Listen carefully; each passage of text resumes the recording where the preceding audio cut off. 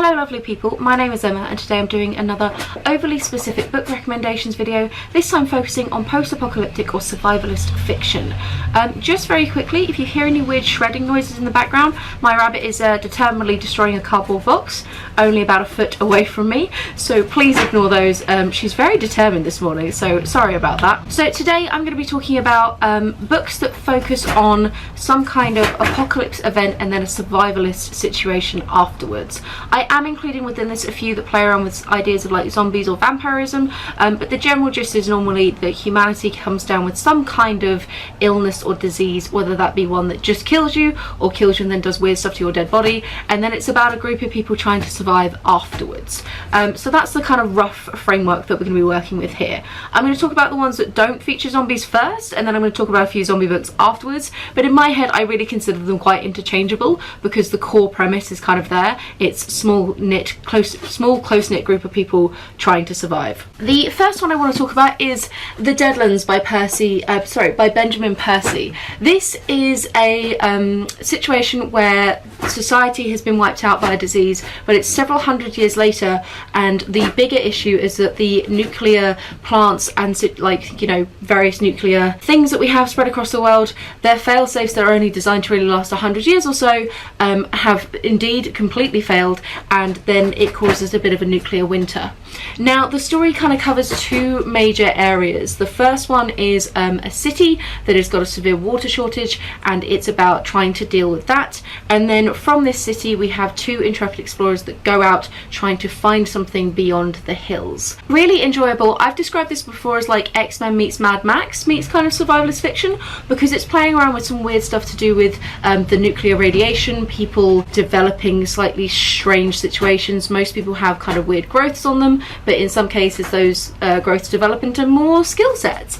It also has a Mad Maxian feel in terms of the latest Mad Max movie, Fury Road, with the idea of this city where water is in shortage and this kind of mad chase across the dunes as such. It was really, really good fun. I don't think it's necessarily the best writing in the world, but I had a really entertaining time with it, and I think if you are a fan of something like Station 11, which I am going to mention of course in this video at some point, this is kind of the continuation of that, of like, okay, it's fine for the next 20 years, but what happens in the next 200? Like, can we ever get society back on track, or are bigger things in the horizon because of things that we've set up like nuclear power that we don't fully understand how to control? So really, really interesting, and never gets mentioned, so I wanted to bring this one up first. Now obviously I was going to talk about Station 11 in this video. I don't think anybody could list post-apocalyptic fiction and not talk about Station 11. I don't have my copy with me today, I've lent it out to a friend, and Station 11 is probably one of the most hyped books on this list. It is a book set both during and also 20 years after a flu-type virus kills off about 99.9% of the population. We follow a weird series of like cast of characters who are all interconnected in different ways, and it really is a character-driven book with very, very little overarching plot to it. However, what I think it does really fantastically is have these little like snippets and vignettes about what it is to be human, what it is to be alive, and what is really important in life, and that transition that would happen between the older generation who can still remember what the world was like pre this event, and then the younger ones, and trying to build a future on top of that. It's a book that is surprisingly hopeful given so many people die in it, and I think it's absolutely stunning. It's one of my all-time favourite books, and I probably reread it like 5 or 6 times now. I reread it almost every year, so it is absolutely gorgeous, and I believe it deserves the hype. One that is slightly different but again was quite hyped up on BookTube for a while is Wool by Hugh Howey. This is actually book 1 of the Silo trilogy, and this is playing around with a slightly different idea of the survivalist mechanic. So in this one we are actually in an underground silo, which is one of these huge concrete structures, you know, that's several, like 100 floors high, and it has been sunk into the ground to protect from some kind of nuclear event that has happened up in the world. We don't know how long the people have been in the silo, but the idea is that it's been several generations and there's nobody left who can remember what it was like to be above ground. It then kind of becomes a bit of a closed circle boiler kind of situation, where there seems to be some sort of corruption going on, and it's about the main character's journey to try and discover what is happening there and whether she is being lied to, and it deals with a lot of kind of government corruption. It's really, really good fun. The story's a little bit disjointed as far as trilogies go, because it was actually originally a short story that the author published online, and then published more short stories in that world that then kind of got bundled together to make the first book, and then obviously the second and third book kind of came afterwards, so there's sort of a slightly weird storyline thing happening and timeline thing happening there. It's a book that I would love to be able to rip apart and put back together, and I think the author potentially would too, to kind of fix a few of the ways that the information's conveyed, but it is an amazingly good read. It was one of my favourite series of 2018. I have a separate review video that I'll link down below. It is phenomenal and really cool if you like that slightly quirky twist on a survivalist fiction, because it really goes into detail about how one would survive for several generations deep underground. Very cool. Now going off slightly into more of the zombie-esque world, but please stick around even if you're not a fan of zombies, because a lot of these books are not doing the typical zombie thing, and I really think that they are straddling that line between like just standard post-apocalyptic fiction and zombie fiction, so I think they've got some really cool stuff here. One that I want to talk about is Positive by David Wellington. This is technically a zombie book, but the zombies play such a small part of the overarching storyline that it almost barely counts as it. What it is we live in a world where a zombie outbreak has indeed happened, and it's now 20 odd years on, and there are various pockets of civilization with a kind of overarching government starting to form, but there's also lots of things like pirates and bandits on the road, and all sorts of outlawish kind of alien groups that are doing things that would be considered despicable to society, like breaking the law and eating people and all sorts of things like that. There are also a few zombies still wandering around, so it is still kind of problematic there. And the big thing about this one is the zombie virus takes 20 years to incubate in the body, so after you've been exposed to it you could turn any time within those 20 years, and it takes 20 years before you're definitely clear. Our main thinks he's absolutely fine, not a problem at all, and then it turns out his mum actually had the virus in him and in her, so could pass it on to him, so he's supposed to be going to a camp where he can live out the remainder of his sentence until he gets cleared and is able to be reintroduced back into society. On the way, however, he runs into some problems on the road, and it's about his journey to both try and get there and whether it ends up being what he was expecting, and it really is a wonderful kind of character arc and growth of this person whilst being confronted with a lot of the hardships that this world still has. It is really good fun because the main thing that it's really looking at is the horror that is fellow humans rather than the horror that is the zombies. The zombies play such a small kind of plot point triggering part to this story, and the bigger thing is the different characters interacting. It is excellent fun. I mentioned it in my December wrap up that it struggles a little bit with some of the female representation, so just be aware of that going in. It is a bit of a boys club, and there are a few placeholder women whose suffering exists to motivate the main character, which is a trope that we all know that we're deeply sick of by now, but if you can look past that, because that only features a very small amount of the book, it is excellent, and it goes into some fantastic detail about like human motives and emotions and the idea of like who can you trust and what does it take to survive in a cutthroat world like this, and just really good fun. Another one that I want to talk about is technically The Girl with All the Gifts. That's part of a duology where I only have book 2 with me right now, which is The Boy on the Bridge.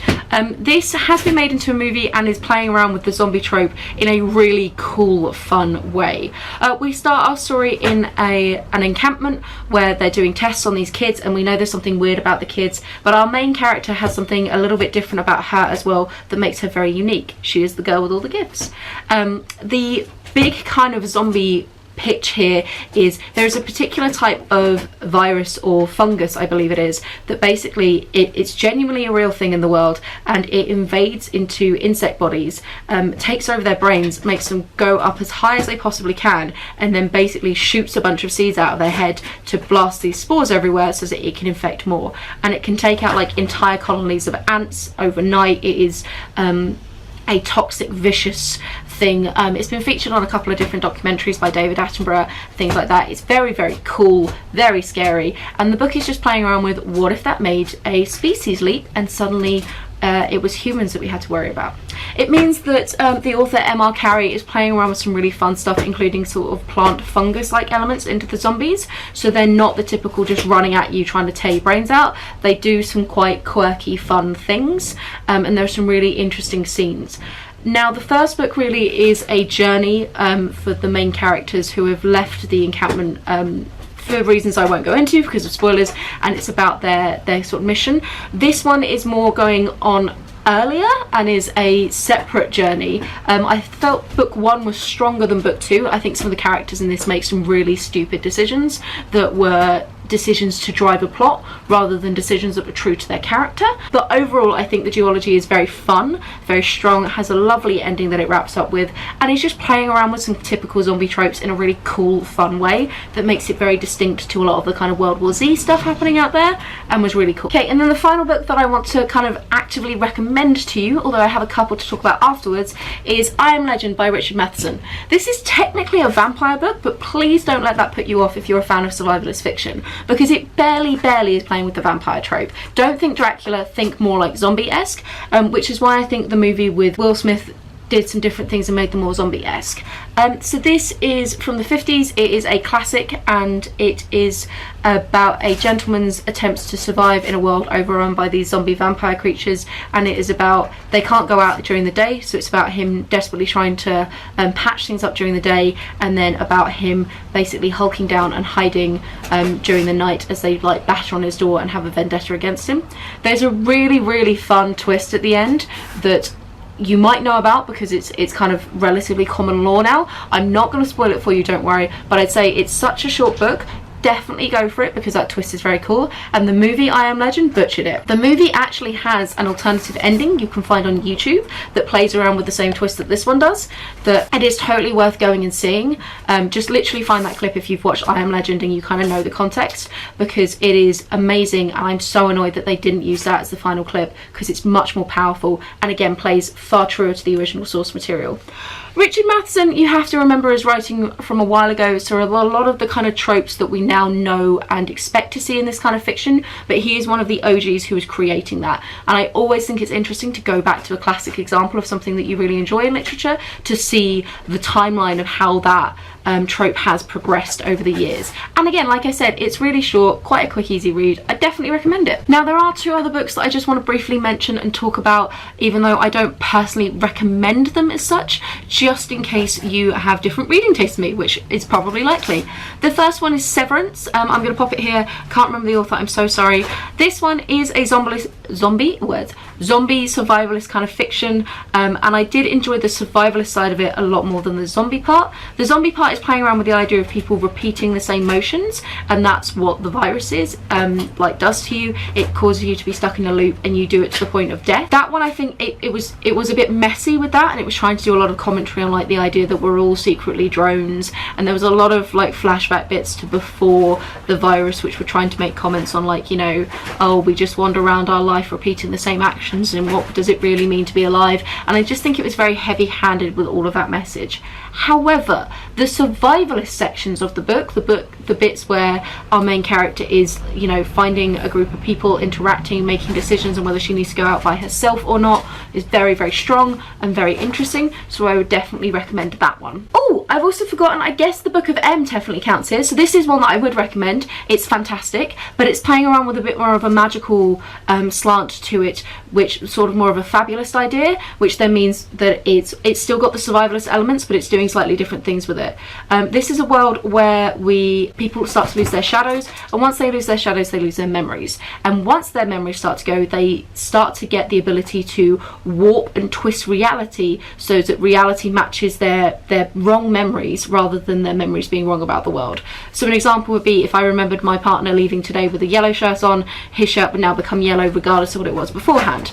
It then starts to play around with some really fun stuff with that. It connects, it has some really exciting things to do with personhood and identity, and I've got a whole bunch of videos I will link down below where I talk about this in a bit more detail, but there are huge chunks about it which is just people trying to survive, people forming cliques and groups, people going out on the road by themselves, and so it is hitting a lot of those really big survivalist tropes if you are a big fan of them. And the final book that I'm going to talk about, which again I'm not actively recommending because I didn't finish it, but it would be remiss of me not to mention it, I think, and that is the Dogstars. Here it is. The reason I didn't finish this is because it is a stream of consciousness style of writing, which I just personally really don't like, and so I'm not willing to sit through the book in the hope that I will enjoy the book, despite the fact that I've really dislike that style of writing. However, it is ticking all those boxes of, like, again, post-apocalyptic fiction, a disease has happened, there's people living by themselves, this guy's got a plane, and so there's a little bit more of kind of an aerial thing, and him being able to try and connect with people further away. So there are a lot of things in the blurb that really appeal to me. Had I known going into it that it was a stream of consciousness, I never would have bought it in the first place though, because I really don't like those. But if you're someone who doesn't mind that, then I'd suggest maybe giving this a bit of a go. I don't know how it ends. I know nothing more than the first 40 pages. Generally, I was enjoying the first 40 pages, kind of, but I really just couldn't get past the stylistic decisions from the narrator about how the story was being conveyed. So yeah, so that's it from me. Obviously, do shout down below about any other survivalist fiction that you would recommend. I absolutely adore it as a trope. I think post-apocalyptic stuff is fantastic. There's probably more that I've read that obviously just didn't stick in my memory enough to include in this video. And you know, I do know that there is a lot of the classic zombie literature out there, like World War Z and Warm Bodies and things like that I haven't got around to yet, and I may do at some point. But yes, chuck all your recommendations down below. Let me know what you think to some of these books, and I will chat to you soon. Have a wonderful reading week. Bye guys.